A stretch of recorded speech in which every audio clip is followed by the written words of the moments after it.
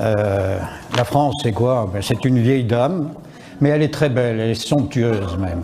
Et puis certains, la trouvant si belle, voudraient l'inclure dans un harem, avec un vague sultan au-dessus. Alors évidemment, cette France se révolte, elle n'est pas du tout d'accord. Alors nous sommes gouvernés, et je ne vais pas vous étonner là non plus, en vous disant que vous retrouverez dans mes propos beaucoup de ce qui a été dit précédemment, de ce qui a été dit ce matin. Le contraire aurait été, là, étonnant. Nous sommes gouvernés, malheureusement, par des admirateurs de l'étranger qui n'ont aucune vision, et j'insiste, aucune vision de la France, à part dans la fusion dans une sorte de magma européen, enfin magma, où les nations n'auront plus aucune place, plus aucune existence. Alors je note simplement qu'un tel brassage serait à la merci de toutes les violences et de toutes les ambitions conquérantes. Ça serait une conséquence logique. Alors, ces gens-là qui n'ont aucune vision ont cependant des obsessions. Et c'est la cause peut-être de la situation. Quand je dis peut-être, c'est une clause de style, c'est la certitude, c'est la cause essentielle de la situation actuelle de notre pays. Alors, il y a deux sortes d'obsessions, à mon sens. Il y a les obsessions extérieures, elles se décomposent en sous-ensembles, et puis il y a les obsessions intérieures. Et je vais aller plus loin que l'Europe. La première des obsessions, c'est l'établissement de relations toxiques, mais voulues, mais acceptées, avec un pays qui s'appelle les États-Unis d'Amérique. Alors, je vais revenir un peu sur l'histoire de ce pays pour vous montrer, je pense que vous le savez, mais pour le plaisir, pour vous montrer combien ce pays a l'ambition d'être véritablement l'hégémonie mondiale du XXIe siècle. Il l'a été partiellement au XXe siècle, mais il souhaite l'être au XXIe siècle. Souvenez-vous de vos leçons d'histoire, il y a des Européens qui sont partis à l'aventure sur un bateau qui s'appelait Mayflower et qui ont fondé 13 colonies sur la côte est américaine. C'était les Pilgrim Fathers. Les Pilgrim Fathers qui étaient protestants et viscéralement hostiles à tout ce qui était gouvernement européen. Ces gens-là se sont progressivement organisés dans une caste que l'on a appelée, ou qui se sont appelés eux-mêmes, les WASP, les White Anglo-Saxon Protestants. Et ces gens-là, depuis cette époque, mènent une politique, d'abord à petite échelle, et puis de plus en plus, de manière importante, pour dominer le monde. Il y a eu d'abord l'idée que ce peuple, qui était en gestation, avait une destinée manifeste. Et ils se sont appelés le deuxième peuple élu. Vous savez qui est le premier peuple élu? Il est biblique. Mais eux avaient conscience d'être les héritiers, d'une certaine manière, de ce premier peuple élu, et donc d'être le second peuple élu. Alors ne vous étonnez pas qu'il y ait actuellement un soutien absolu, presque inconditionnel, entre Israël et les États-Unis. Il y a une relation intime, et vous pouvez voir que M. Blinken, qui est le secrétaire d'État américain, eh bien, il est de confession juive. Qu'il y a un certain nombre de penseurs, j'y reviendrai, de penseurs de la domination états-unienne qui sont de confession juive, et ce ne sont pas les moindres des nationalistes américains. Alors, le 5e président des États-Unis, qui s'appelait Monroe, a imaginé une doctrine qui a porté son nom, la doctrine de Monroe. Et cette doctrine disait que on ne voulait plus des Européens, les Américains ne voulaient plus d'Européens sur le continent, que c'était une affaire qui les concernait et que les Européens devaient le reconnaître et s'en extraire. Alors c'est pas tout. Bon, ça a fait un vague tollé. Mais enfin, les États-Unis, c'était à quelques jours de bateau, c'était loin. Donc, ça n'a pas véritablement inquiété. Et au début du XXe siècle, il y avait un président qui s'appelait Roosevelt, celui-là s'appelait Théodore, qui a imaginé avec son équipe un complément à la doctrine de Monroe. Ça a été le corollaire de la doctrine de Monroe. Et là, c'était plus simplement les Amériques qui étaient concernées, mais c'était le monde entier, où le président et son équipe, dans la rédaction de ce texte, disaient qu'ils regrettaient, que c'était extrêmement délicat, mais qu'ils avaient une vocation à être la police du monde. Vous vous rendez compte? Début du XXe siècle. Et alors, évidemment, à ce moment-là, ça n'est pas passé. Ça fait un bruit assez considérable pour l'époque, mais quand même, on y est allé. On y est allé. Et cette ambition s'est marquée d'ailleurs dans le traité de paix, où Wilson, qui était à l'époque le président des États-Unis, a voulu imposer un plan de paix en 14 points, qui heureusement a été refusé par le Sénat américain. Et dans ce plan, la récupération de l'Alsace-Lorraine, qui avait été la cause de souvenez-vous, quand même, de la Première Guerre mondiale, l'objectif des Français, n'en parlez jamais, mais pensez-y toujours, eh bien, ce point arrivait en 8e position. Donc, on voyait déjà les intentions plus que sous-jacentes des États-Unis. Mais leur véritable orgueil est né, leur hubris, comme l'on dit maintenant, en reprenant un mot bien ancien, est né avec la Deuxième Guerre mondiale. Là, il y a eu... on a oublié, mais je crois que Hollywood y est pour beaucoup, que l'endoctrinement de certains y est également pour beaucoup. On a oublié que la Deuxième Guerre mondiale, ce n'était pas les États-Unis qui l'avaient gagnée. C'était les Alliés. Et je pense qu'à côté des 300 000 morts états-uniens, les 28 millions de morts soviétiques pèse beaucoup plus lourd dans la balance. Alors, je ne suis pas pro-soviétique, je ne suis pas pro-russe, je ne suis pas pro-américain, vous vous en rendez compte, mais j'aime bien voir les choses de manière objective. Et s'il n'y avait pas eu le siège de Stalingrad, s'il n'y avait pas eu l'arrivée des Russes à Berlin en premier, s'il n'y avait pas eu la division d'infanterie algérienne pour prendre le mont Cassin et permettre à l'armée Patton de remonter jusqu'à Rome, s'il n'y avait pas eu le débarquement de Provence où la majorité des combattants étaient des Français, s'il n'y avait pas eu la résistance française, la résistance italienne, voire les résistances dans les Pays-Bas, je pense que les États-Unis auraient peut-être gagné la guerre, mais beaucoup plus tard, bien plus tard. Donc, il y a eu un détournement de cette vérité au profit de ce pays. Et il y a eu un terrible moment d'irrespect de la France.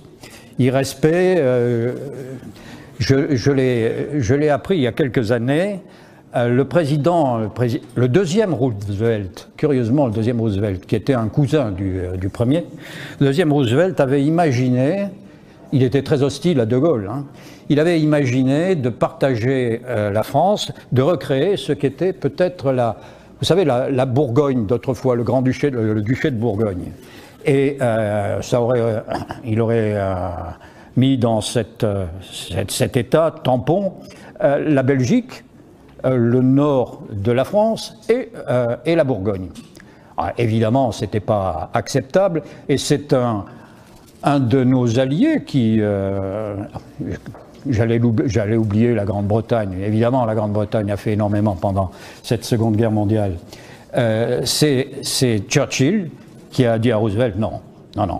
Alors, ce qui motivait Roosevelt, c'était son animosité à l'égard de De Gaulle. Bon, De Gaulle était envisagé comme un dictateur, ce qu'il a pu être par la suite, mais enfin, il a fait quand même beaucoup pour le pays. Alors, cette évolution des États-Unis s'est faite, et je pense que beaucoup des intervenants de ce matin en ont parlé, et M. Asselineau en parlera tout à l'heure probablement. Ils ont imposé leur loi. Et il y a deux moyens d'imposer une loi: la monnaie, le dollar, et l'armée. Un simple constat: les Américains n'ont pas gagné une guerre depuis la Seconde Guerre mondiale. Aucune. En revanche, ils ont créé le chaos. Mais le chaos est propice à l'économie. Et l'armée américaine est propice à l'économie. Ils ont 800 bases dans le monde. 800 bases. Même à l'époque coloniale, ni les Britanniques, ni nous-mêmes n'avions 800 bases. Jamais. Et ils ont imposé, après les accords de Bretton Woods, bien évidemment, une monnaie qui est devenue la monnaie, qui était la monnaie nationale des États-Unis, et une monnaie internationale. Un Américain a dit aux Européens, le dollar est notre monnaie, mais c'est votre problème. Hein, c'est votre problème. Et c'est effectivement un de nos problèmes d'aujourd'hui. Donc les États-Unis ont évolué, et je crois que le départ de leur hubris, c'était la Seconde Guerre mondiale. Je passe sur un certain nombre d'aspects, évidemment, le temps m'étant limité, mais l'effondrement du mur de Berlin en 89 et surtout la dislocation de l'URSS ont donné aux États-Unis une impression de dimension qui n'était probablement pas, qui ne correspondait probablement pas à la réalité. Alors, ils ont agi par un certain nombre de moyens pour dominer le monde, d'abord l'Union européenne, d'abord l'Europe, et puis la France en a payé les conséquences. Les États-Unis sont intervenus partout dans le monde. Et vis-à-vis de nous, ils ont eu toujours une politique extrêmement désagréable. Je ne sais pas si vous vous souvenez de cette affaire des porte-hélicoptères, c'était à l'époque de Hollande, où nous avions vendu à la Russie 2 porte-hélicoptères qui étaient construits, et avec une perspective de 2 autres. Eh bien, M. Hollande, sous l'influence très puissante, très manifeste des États-Unis, a rompu le contrat. Vous vous rendez compte la perte d'argent que cela a signifié pour nous? Évidemment, on a réussi à les fourguer aux Égyptiens, ce qui était un moindre mal, mais quand même, c'était pas une attitude d'un allié. Bon, il y a eu autre chose. Un des intervenants, là, un camarade, parlait des sous-marins. Les sous-marins, l'affaire des sous-marins que nous avions vendus à une puissance anglo-saxonne qui s'appelle l'Australie. Et cette puissance manipulée, évidemment, mais finalement pas trop mécontente de nous faire un coup bas, a renoncé à ce contrat pour signer un contrat avec les États-Unis de sous-marins nucléaires, alors que nous, c'était des sous-marins classiques, mais qui auraient été livrés beaucoup plus tôt que ne le seront les sous-marins nucléaires anglo-américains. Il y a eu simultanément la création de l'AUKUS, cette association des pays anglo-saxons dans l'Asie-Pacifique. Et puis il y a ce chantage à la vente de matériel militaire à la Pologne. Il y a également l'appui à l'Allemagne pour saboter notre industrie de défense. Tout ça, c'est Washington qui est derrière tout ça. Et puis il y a dans les moyens d'action de ce pays à notre égard, le terme est mal choisi, je suis désolé, contre nous, c'est les fonds de pension. Ça représente des sommes colossales. Vous avez entendu de BlackRock et Vanguard qui agitent McKinsey. McKinsey que le président actuel a utilisé, ou il a tenté de faire appel à cette organisation pour des enquêtes, etc. Je rappelle que ces enquêtes, c'est comme C'est comme toute enquête sur les finances, ça permet d'obtenir des renseignements. Hein. Il y a eu aussi, après la guerre, un moyen de nous asservir, et c'est le terme, c'est la politique culturelle.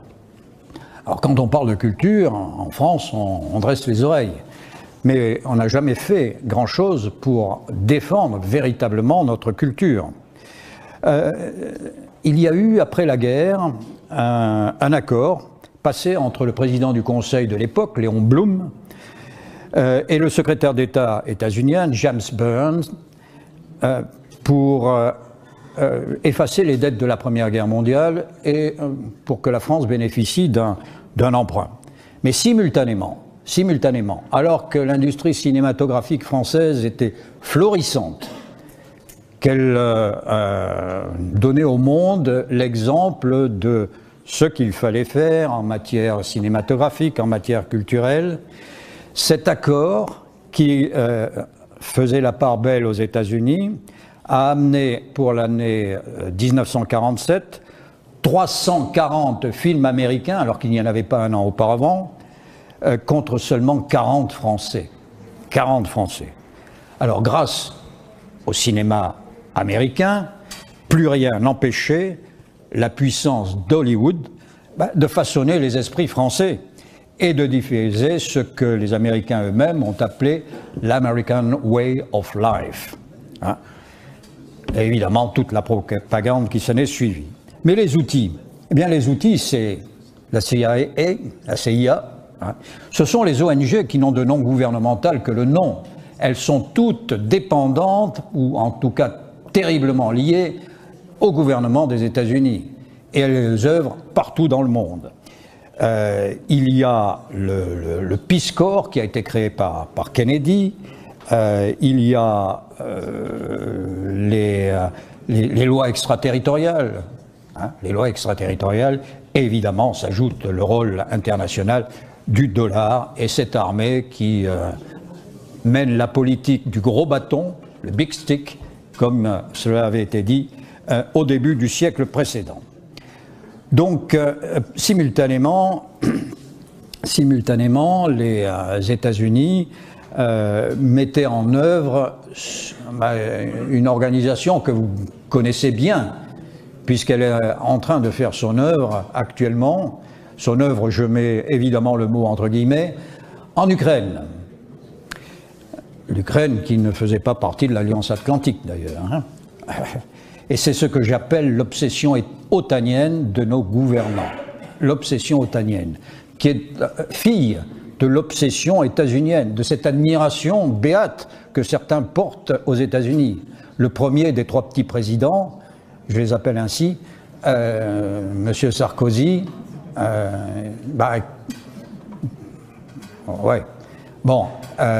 nous a réintégrés dans ce dispositif. Nous avions passé 44 ans à l'extérieur. 44 ans. Et le général de Richouf et moi-même avons servi à cette époque. Et ma foi, on s'en est pas mal tiré, n'est-ce pas? Hein, on a fait on a mené pas mal d'opérations extérieures sans l'appui des alliés. Et quand on avait besoin d'avions, on les demandait, y compris aux Ukrainiens d'abord, d'ailleurs. Hein. Donc on a cette obsession otanienne qui est fille de la précédente. Alors pourquoi le président Sarkozy nous a remis là-dedans? Eh bien, c'était une évolution. Je pense qu'en 1995, le président Chirac avait lui-même imaginé la réintégration de la France dans l'OTAN. Mais pour lui, c'était tout autre chose que ce qui s'est fait. Lui imaginait un pilier européen de l'OTAN et un pilier atlantique avec le Canada et les États-Unis. Et ce pilier européen, naturellement, aurait été dirigé par la France. C'est encore un patriote, Chirac. Hein. Bon, malheureusement, ça ne s'est pas fait comme ça. Il aurait fallu l'alliance de l'Allemagne, le soutien de l'Allemagne. Mais ce matin, vous avez entendu ce que l'on a dit de l'Allemagne. C'est vrai que c'est un faux ami, l'Allemagne. C'est un faux ami. Donc, c'est M. Sarkozy qui nous a réintégrés. Et l'OTAN, dont les Américains avaient déjà imaginé l'avenir, l'OTAN, c'est une organisation qui a été créée en 49, oui, et le pacte de Varsovie en 55, donc plus tard. Donc les Américains voulaient, par le biais de l'OTAN, avoir la main mise sur la défense de l'Union européenne, qui complétait le dollar, qui complétait tout ce que l'on peut imaginer pour dominer l'Europe. Et donc l'OTAN est devenue une alliance non plus défensive, puisque les textes, enfin, les statuts déterminent les modalités d'action, et l'OTAN ne peut théoriquement intervenir que si un de ses membres est agressé. C'est l'article 5. Mais aujourd'hui, ce n'est pas du tout le cas. Qu'est-ce qu'on est allé faire en Irak? Qu'est-ce qu'on est allé faire en ex-Yougoslavie? Qu'est-ce qu'on est allé faire en Ukraine? Ne serait-ce qu'en Ukraine aujourd'hui. Personne n'est menacé parmi les membres de l'Alliance Atlantique. Alors, je crois qu'il y a eu là une invraisemblable erreur d'analyse de la part de nos gouvernants, ou alors une volonté délibérée de nous soumettre à ce pays. Parce que l'Union européenne n'est finalement que l'intermédiaire entre les États-Unis et nous. Certains, les anglicistes diraient proxy. Ben, c'est un peu ça. C'est un peu ça. Alors, dans ce cadre-là, nous, soldats, le savons bien, quid de notre dissuasion nucléaire? La dissuasion nucléaire ne fonctionne que si nous sommes souverains, que si nous sommes indépendants. Le chef de l'État doit être le seul à pouvoir appuyer sur le bouton, comme l'on dit trivialement, hein, et il n'a pas à demander l'avis de la chancelière allemande ou du chancelier allemand, du responsable polonais ou à plus forte raison des États-Unis. Je fais une parenthèse, l'OTAN est obligatoirement commandée par un officier général américain. De quel droit? Ils sont meilleurs que nous? Ben non, hein, il me semble, mes chers camarades, que nous sommes au moins aussi compétents que les officiers venus de l'autre côté de l'Atlantique. Je voudrais maintenant dire deux mots sur l'origine de cette action des États-Unis. Eh bien, il y a des textes, et puis il y a surtout des gens.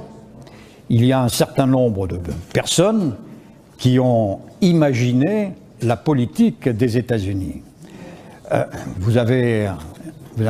vous en a cité un ce matin, il y a Henry Kissinger, il y a Paul Wolfowitz, il y a qui est le rédacteur du Grand Échiquier. Dans le Grand Échiquier, il est dit un certain nombre de choses qui feraient dresser les cheveux sur la tête s'il les lisait de tous les Français normalement constitués. C'est un peu le Mein Kampf des États-Unis. Sa théorie exposée dans ses ouvrages se fonde sur l'idée que l'amélioration du monde, rien que ça, et sa stabilité dépendent du maintien de l'hégémonie des États-Unis. Ah oui. Toute puissance concurrente devrait dès lors être considérée comme une menace pour la stabilité mondiale et évidemment pour les États-Unis. Alors c'est là qu'on peut se dire, mais ce peuple-là a une démesure, c'est incroyable. Il réussit à obtenir ce qu'il veut grâce aux outils que j'ai évoqués. Et la dernière aventure, qui sera peut-être leur dernière, ou en tout cas la dernière de l'OTAN, c'est l'Ukraine. Si vous permettez, vous permettez ou vous ne le permettez pas, je vais en parler, hein. C'est l'Ukraine.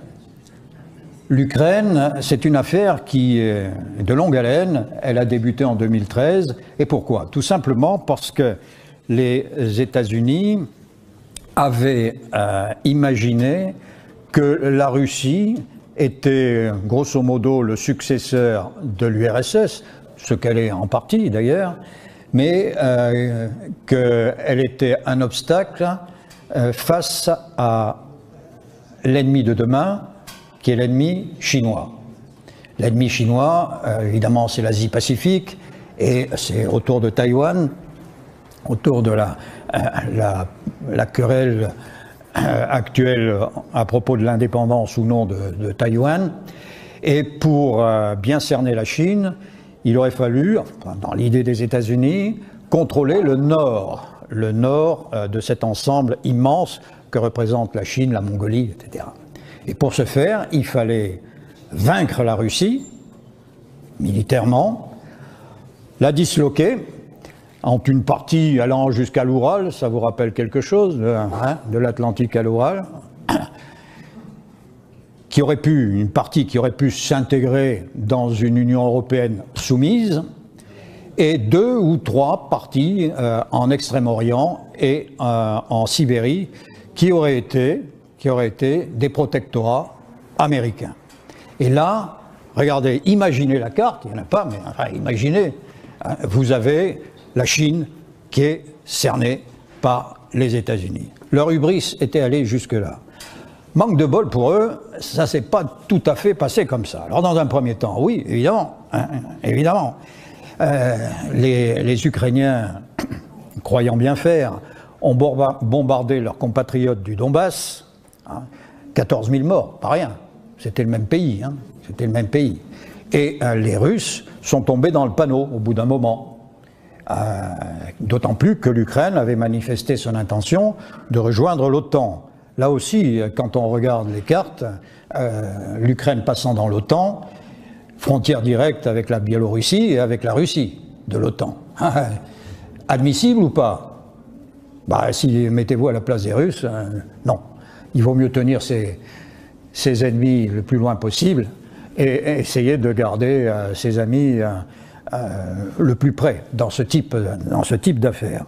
Donc les Russes sont intervenus, ils ont récupéré la Crimée, et puis après ils sont intervenus dans le Donbass. Alors un petit mot sur la Crimée. Nous autres Français, comme les Britanniques d'ailleurs, nous connaissons bien cette région. Historiquement, nous nous sommes battus là.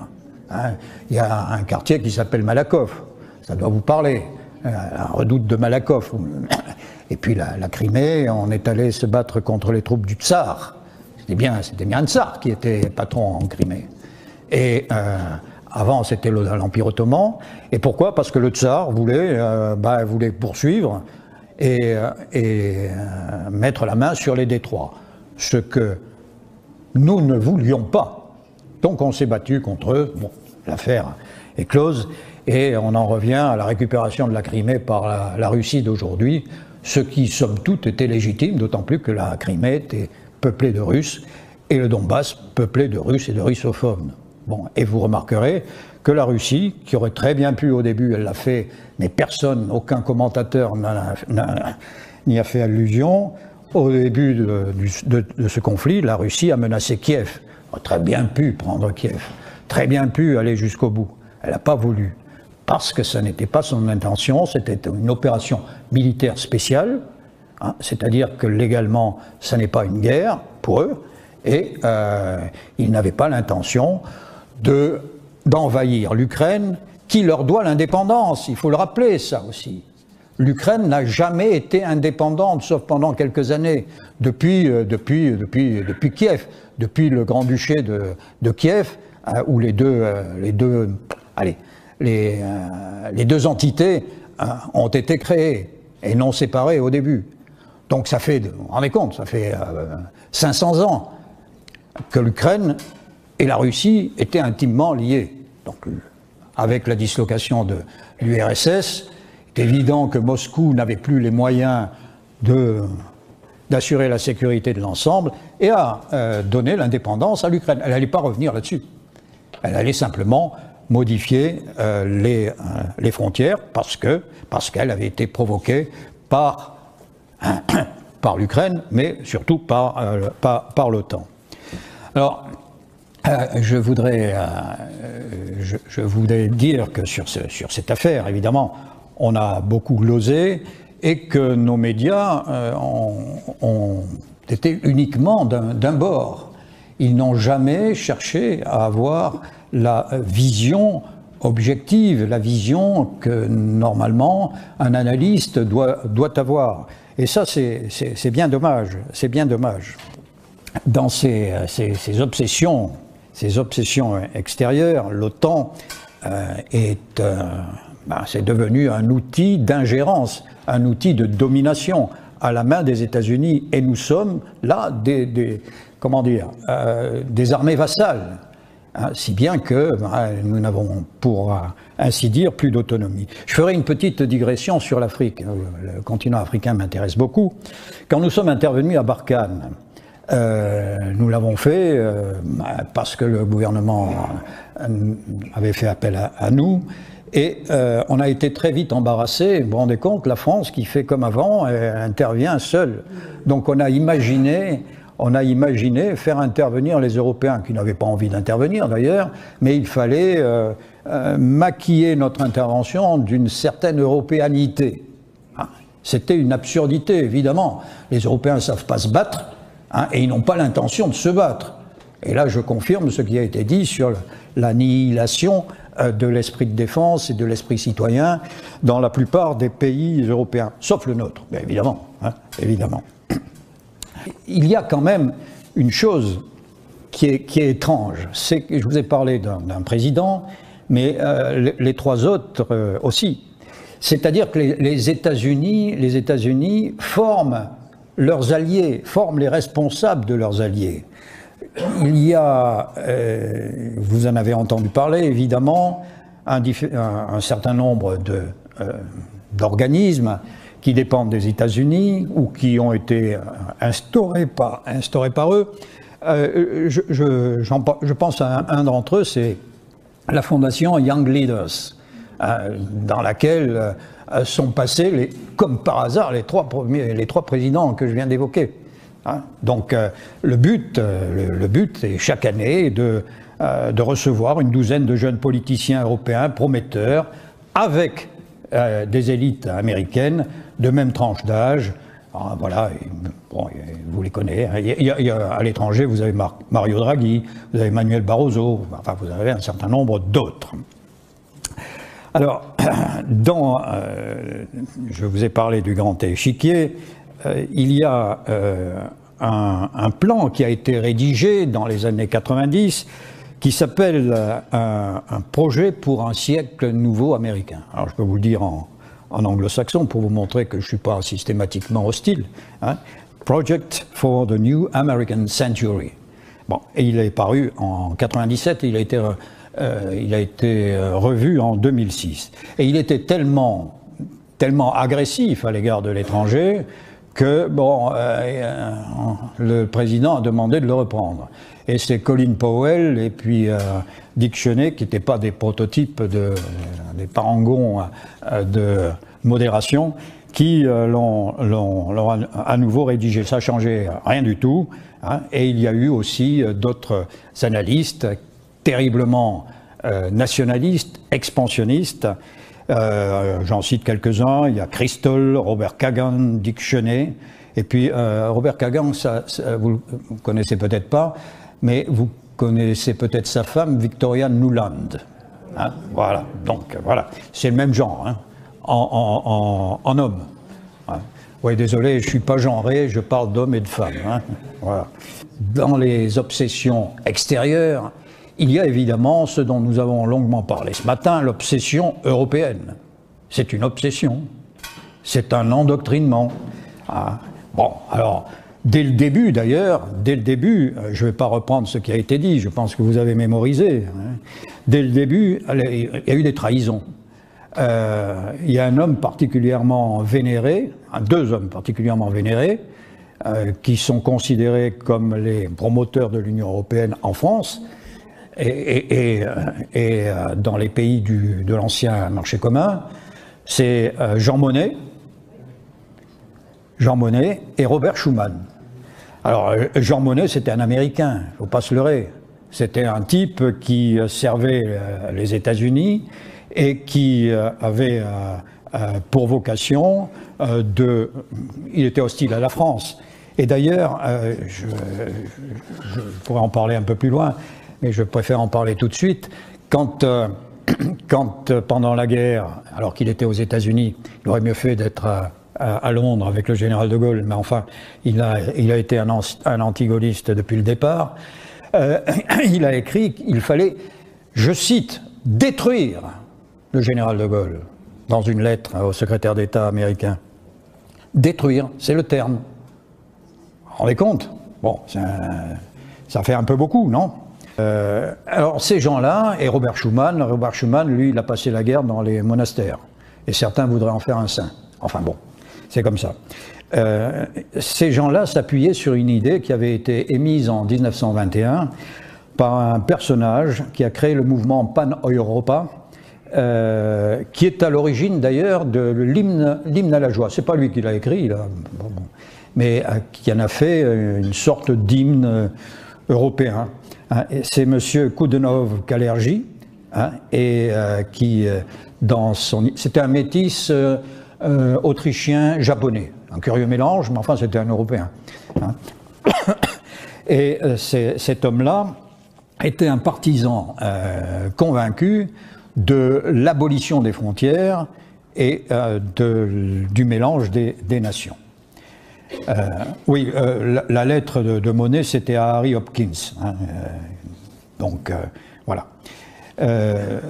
Et toutes sortes de mouvements vont conforter cette légitimité ou cette idée de légitimité de la domination américaine. Il y a le forum de Davos. Ça, vous en avez parlé. C'est Klaus Schwab qui en est l'animateur. Il y a la trilatérale qui a été faite à l'initiative du groupe Bilderberg. Bilderberg, c'est ancien.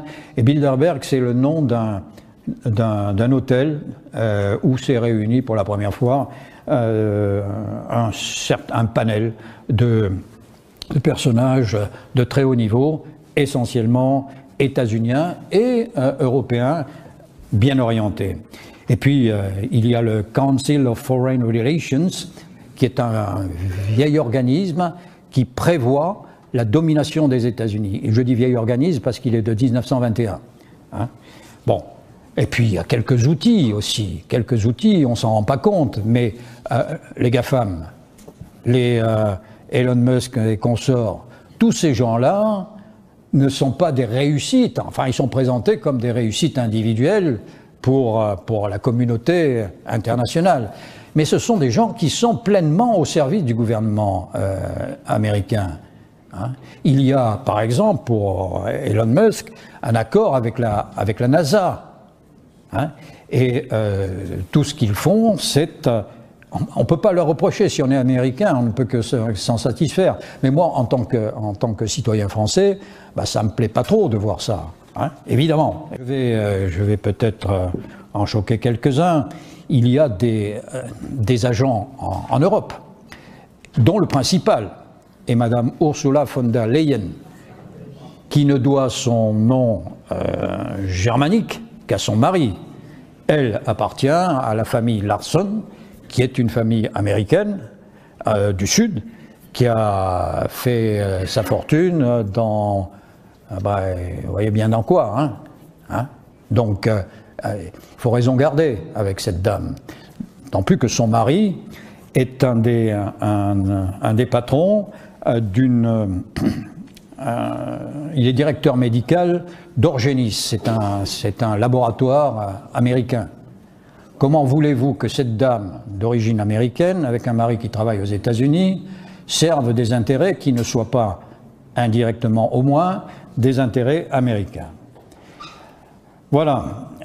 Donc, il y a dans ce qui se passe et ce qui vous a été développé ce matin une volonté d'affaissement de l'intelligence des citoyens dans les différents pays européens, de l'intelligence et de la culture. Et je crois qu'il y a un personnage, enfin un ancien professeur, un professeur émérite du MIT, qui a particulièrement bien décrit l'affaire, c'est Noam Chomsky. Noam Chomsky a dit tout ce qu'il fallait faire pour abrutir les peuples. Hein. Je ne vais pas tout vous citer, mais par exemple, il faut jouer sur le registre de l'émotion à la télévision, le matraquage médiatique, la distraction, on valorise les jeux, on fait croire à un individu qu'il est seul responsable de ses malheurs. Souvenez-vous, vous n'avez pas de travail, traversez la rue. Hein? Traversez la rue. Alors tout ça,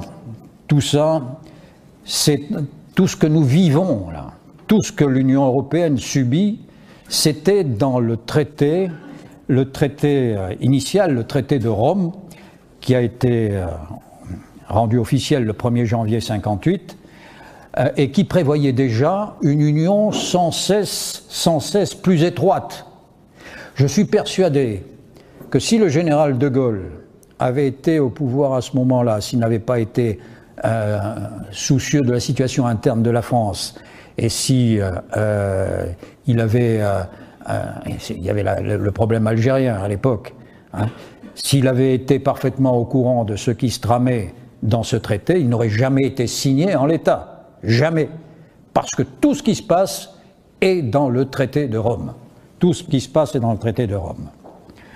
Bon, après, je vais passer toute l'évolution, vous la connaissez. Hein.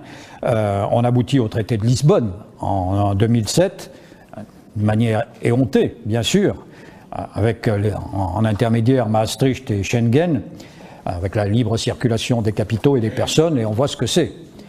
Voilà. Alors, j'ai été assez bref hein, sur ces questions extérieures, mais je voulais vous donner quelques flashs pour vous montrer que États-Unis, Union européenne, même combat. Derrière les États-Unis, c'est la caste WASP qui a ses relais dans la finance internationale et dans la politique des différents pays alliés, dont le nôtre. Je suis désolé, mais malheureusement, c'est un simple constat. Alors, à ces obsessions extérieures qui occultent l'esprit de nos dirigeants, qui se sont constitués d'ailleurs, comme cela a été dit, en une classe, une oligarchie, avec une reproduction, une sorte d'endogamie, et pour cause, et un basculement des administratifs sur le politique, ce qui fait qu'on n'a pas de vision politique, on a simplement des fonctionnaires qui gèrent, des technocrates qui gèrent. Alors, à ces obsessions extérieures s'ajoutent des obsessions intérieures. C'est la deuxième partie de mon propos. Bon, quand j'étais gamin, je vivais au Maroc, puis après en Algérie, mais enfin, j'ai passé mon enfance dans ce pays que j'aime beaucoup et qui, à l'époque, était un protectorat français. Et je me suis penché sur l'histoire de Lyautey, un grand homme qui avait vu l'indépendance du Maroc et qui avait la future et qui avait dit qu'il fallait tout faire pour que le Maroc, les Marocains restent nos amis. Ce qu'ils sont restés. Nous sommes intervenus en Afrique un certain nombre de fois avec les Marocains à côté. Mais le Maroc de cette époque, il y avait un souverain, on l'appelait sultan à l'époque, c'était le sultan, maintenant on appelle roi. Un sultan du Maroc avait son marzem, il avait son gouvernement, il avait son administration, enfin une administration. Mais les affaires étrangères, c'était la France. Les finances, c'était la France. La défense, c'était la France. Les soldats marocains, était dans des régiments de tirailleurs marocains et défilait derrière un drapeau français. Et ils se battaient bien d'ailleurs, ils se sont bien battus pendant les deux guerres mondiales et puis pendant les guerres de décolonisation. Mais le Maroc, il n'était pas représenté à l'international, c'était la France qui parlait au nom de son empire. Et donc le Maroc n'était pas souverain. Faites la comparaison avec ce que nous connaissons, nous autres Français, aujourd'hui. Nous n'avons plus de monnaie. Les références politiques, c'est pas nous. Le droit, M. Asselineau pourrait en parler longuement, le droit, il est chapeauté par le droit européen. Nous appliquons des lois extraterritoriales des États-Unis qui foutent des amendes à nos entreprises, à nos banques, etc., colossales, sans que nous ayons le moindre moyen de rétorsion. Hein, et nous sommes soumis à la Cour européenne des droits de l'homme, à la Cour européenne Cour de justice européenne, et nos parlements n'ont pratiquement plus le moyen de dire quoi que ce soit. Ils sont soumis. Et nos gouvernants se dédouanent en disant « Ah ben c'est l'Europe ». Donc nous sommes dans un état de soumission, comme l'était le Maroc. Et le Maroc qui était respecté par le protecteur. Là, nous ne sommes même plus respectés par le pseudo-protecteur. Alors, je ne vais pas revenir, j'avais prévu de vous parler des avantages d'une monnaie nationale, mais un camarade ce matin en a parlé. Il est évident qu'il faut retrouver sa monnaie. C'est une monnaie, c'est le reflet d'une économie, c'est le reflet aussi d'une mentalité, d'une attitude. Hein. Et avec une monnaie, quand la monnaie est aux ordres du gouvernement, bon, on peut l'adapter à la situation, ce qui n'est pas le cas de l'euro, qui est le marque. Hein. Ne nous leurrons pas, l'euro c'est le marque. Et quand vous avez eu tous ces graphiques ce matin, vous avez pu le constater, nous sommes soumis à la monnaie allemande. Et donc nous sommes soumis à l'économie allemande et à la finance WASP, la finance internationale à laquelle je faisais allusion ce matin. Il y a quelque chose, à mon avis, dans cette obsession intérieure, c'est aussi l'abandon de la culture, l'abandon de la langue. J'ai vu récemment qu'on avait créé un parquet européen, donc on pratique le droit. Hein, et le droit, c'est quelque chose, s'il y a quelque chose de français, c'est bien le droit. Où la seule langue, c'est l'anglais. Mais où va-t-on? Où va-t-on? Et nos dirigeants n'ont strictement rien dit. On efface tout ce qui relève de la France. Est-ce que vous avez, je vous pose la question, est-ce que vous avez entendu parler des Jeux de la francophonie? Qui a entendu parler des Jeux de la francophonie? Ah, allez non, c'est la majorité, hein. C'est l'immense majorité. Non, bah, les Jeux de la francophonie qui ont eu lieu cette année à Kinshasa, qui ont fait l'objet d'une couverture médiatique dans le monde entier. Je dis bien dans le monde entier. Le monde francophone, évidemment, mais aussi à l'extérieur, dans tous les pays africains, dans tous les pays d'Amérique latine. En France, que dalle. Que dalle de chez que dalle. C'est quand même incroyable. Quand même incroyable. Alors que là, c'est quelque chose qui valorisait la francophonie, la langue française. Et savez-vous aussi que l'Organisation internationale de la francophonie, elle est présidée par une anglophone, une Rwandaise, enfin une Rwandaise, venue de chez Museveni, là, de l'Ouganda, à côté. Bon, elle parle un peu le français, heureusement, mais quand même, c'est une anglophone. Vous vous rendez compte? Bon, il y a quand même des gens de qualité dans les pays francophones.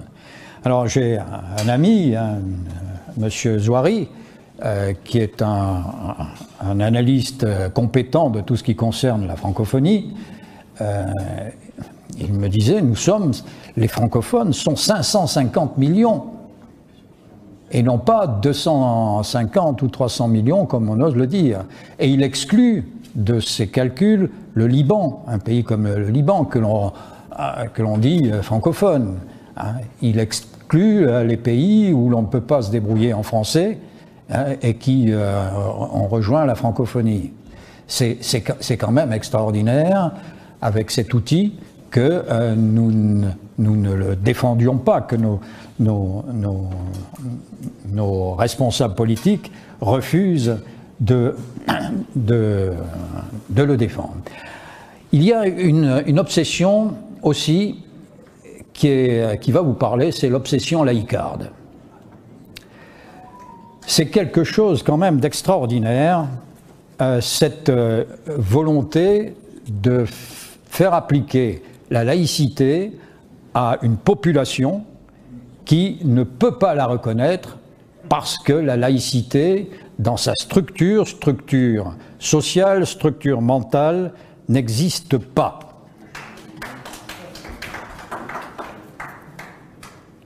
La laïcité, c'est une affaire française. C'est vieux comme mes robes. Enfin, bon, bref. C'est vieux comme les rois. Hein. Les rois de France ont toujours cherché à mettre l'Église au pas. Bon, je vais faire un peu d'histoire. Philippe IV le Bel, bon, a fait aux pattes les Templiers, hein, et il a malmené le clergé. Et puis, comme le pape l'emmerdait, bah, il a dit « tu viendras à Avignon ». Voilà. Aux ordres. Ça, c'était pas mal. Et puis, c'était la naissance de ce que l'on a appelé le gallicanisme. Et le gallicanisme, c'est l'origine de la laïcité. Donc, ce n'est pas la loi de 1905. Hein, c'est l'origine de la laïcité. Il y a eu après un autre roi. On ne parle de lui que parce qu'il a été aidé par une sainte, c'est Charles VII. Charles VII, le bien servi d'ailleurs, le bien servi. Ça a été la pragmatique sanction de Bourges qui a entraîné le relâchement des relations entre l'État et l'Église, enfin l'Église de Rome. Il a décidé que désormais, les évêques, c'était au bon vouloir du souverain. C'était lui qui désignerait les évêques. Vous voyez, c'est pas d'aujourd'hui. Hein. C'est pas d'aujourd'hui la laïcité. Alors, en revanche, l'islam, je passe sur l'arrivée de l'islam en France, quand on a signé les lois sur la laïcité, je dis les lois parce que nos hommes politiques nous parlent toujours, nous rebattent les oreilles avec la loi de 1905. La loi de 1905, effectivement, ça a été brutal. Elle a été votée à une voix de majorité. Il y avait une commission qui était dirigée par Ferdinand Buisson et Aristide Briand en était le secrétaire, le rapporteur. Tous les deux étaient croyants. Tous les deux étaient croyants. L'un était protestant, l'autre était catholique. Hein. Briand, ça c'est pour l'anecdote, était l'amant de la princesse Bonaparte et il fera élire Deschanel, le président Deschanel, contre Clémenceau, avec l'appui qu'il avait sollicité de Rome, du Vatican. Donc vous voyez, c'est pas aussi net qu'on nous l'a fait croire. Bien sûr, il y a eu le problème du décompte des biens de l'Église, etc., etc. Et il y a eu cette rupture. Mais comme on s'est aperçu que ça allait trop loin, il y a eu deux autres lois. La loi de 1907, la loi de 1908, et brochant sur le tout, la loi de 1920. Ces lois ont amené à un amendement de la loi de 1905 et ont abouti à une reconnaissance des qualités de l'Église, puisque elle était régie non pas comme une association banale, une association de la loi de 1905, l'Église de France bien sûr, mais sous la forme d'association diocésaine, c'est-à-dire une exception. Et qui plus est, l'État a créé des mutualités ecclésiastiques. Vous vous rendez compte? Donc on est loin de ce que l'on nous raconte. La laïcité, c'est pas l'athéisme, c'est pas le désintérêt de l'État pour la religion. Et in fine, si je devais résumer ces lois, elles ont abouti à quoi? Elles ont abouti à un partage de responsabilités. L'État s'occupe du citoyen, l'Église ne s'en mêle pas. L'Église s'occupe de l'âme du citoyen, et l'État ne s'en mêle pas, mais il y a des ponts entre les deux. C'est pour ça que le président de la République est toujours coprince des Vallées d'Andorre, qui sont catholiques. Il est chanoine d'honneur de Saint-Jean-de-Latran, il est chanoine d'honneur de Saint-Jean-de-Maurienne et d'un certain nombre d'autres entités catholiques. Donc il n'y a pas cette séparation que l'on veut bien dire, enfin sous cette forme, sous la forme d'une rupture et d'un athéisme, il y a un partage de responsabilités. Mais l'islam dans tout ça, l'islam à l'époque c'était la religion des colonies, enfin de certaines colonies, pas de toutes. Donc c'était regardé avec condescendance et bon, on n'a pas fait appel à l'islam. D'ailleurs ça aurait été impossible. Impossible pourquoi? Tout simplement parce que l'islam ne reconnaît pas de loi autre que celle issue de la charia, du Coran. La charia n'étant qu'un extrait du Coran et un système juridique. Et l'organisation de la conférence islamique, qui regroupe 57 États parmi les 193 représentés à l'ONU, 57 États imposent un droit particulier aux musulmans. C'est-à-dire que ces 57 États ne reconnaissent pas les droits de l'homme comme nous les reconnaissons. Le musulman est un homme soumis à la communauté et ne peut que difficilement s'en échapper. Vous savez que si un musulman cherche à se convertir à une religion chrétienne ou à la libre pensée, il est considéré comme apostat et dans les textes il peut toujours être lui faire haïfik, le tuer n'importe qui bon ça se pratique plus, ou très rarement ou très exceptionnellement, mais il n'empêche que les textes sont toujours là. Alors l'individu est soumis à une communauté où chacun surveille chacun. C'est pour ça qu'il est très difficile de s'en sortir. Et j'admire ceux qui réussissent à s'en sortir. Alors à cela, je passe sur l'islam, mais c'est une obsession et il va falloir que nous résolvions le problème de la juxtaposition d'une communauté française et d'une communauté islamique, qui ne veut pas ou ne peut pas s'intégrer. Alors, je crois que il y a d'autres obsessions, comme les obsessions égalitaristes, les obsessions humanoïstes. Et je crois surtout que nous avons des gens qui nous gouvernent, qui sont obsédés par ces suggestions et dont nous ne pourrons pas nous en sortir si nous n'arrivons pas à les faire sortir de leurs obsessions. Je crois aussi qu'ils n'ont pas de vision de la dimension de la France. Tout à l'heure, on parlait de l'outre-mer. L'outre-mer fait de la France la première puissance maritime au monde. Nous avons 11 millions de kilomètres carrés et c'est là-dessous, sous ces océans, que se trouve la richesse du monde à venir. C'est ce que nous allons faire. Et je vous remercie. Nous ne sommes pas avec des gouvernements pareils, très exploités. J'avais proposé lors des élections présidentielles un certain nombre de candidats à la création d'un CNEMO, Centre national d'exploitation des mers et océans, par allusion évidemment au capitaine du Nautilus. Oui, ils m'ont dit « Ah oui, c'est très bien ». Puis les fondations de puissance, c'est pas un PIB, c'est un tout. C'est un tout, c'est une volonté, c'est une dimension territoriale, certes, mais c'est aussi une ambition. Pourquoi s'intéresser à l'Afrique?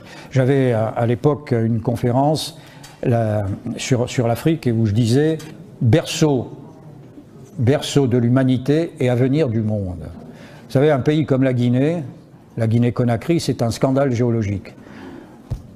La RDC, que mon camarade a bien connu à un moment, la RDC, c'est aussi un scandale géologique. C'est bien pour ça que les Américains, je pourrais en parler pendant 1 heure, via le Rwanda, sont en train d'agiter les Kivu, la partie orientale de cette république. Et ça, mes chers amis, c'est dommageable. C'est dommageable. La France-Afrique, c'était pas un mauvais terme, c'était pas une mauvaise expression, c'était une relation amicale que nous avons totalement perdue. Et je rappellerai pour conclure que la France-Afrique, c'était pas de nous, c'était pas une expression créée par le gouvernement français ou par les militaires ou par les hauts fonctionnaires français, c'était Houphouët-Boigny qui en avait parlé. Houphouët-Boigny, le président ivoirien. Et il voulait une relation intime avec la France, et c'est ce que nous aurions dû continuer à avoir. Alors, pour conclure, si nous arrivons à briser ces obsessions extérieures et obsessions intérieures, il est évident qu'un pays qui a 1500 ans d'histoire renaîtra. Il renaîtra, mais il faut qu'il y ait un ferment qui aide à cette renaissance. Et vous voyez ce qu'il faut faire déjà. Depuis ce matin, on ne cesse d'en parler. Et il faudra le faire le plus rapidement possible. Et puis, surtout, arrêter toutes les intox diverses. Et puis, reprendre en main un certain nombre de choses, dont la politique. Et dans le système politique, la façon d'éduquer les Français. Voilà, mon cher collègue.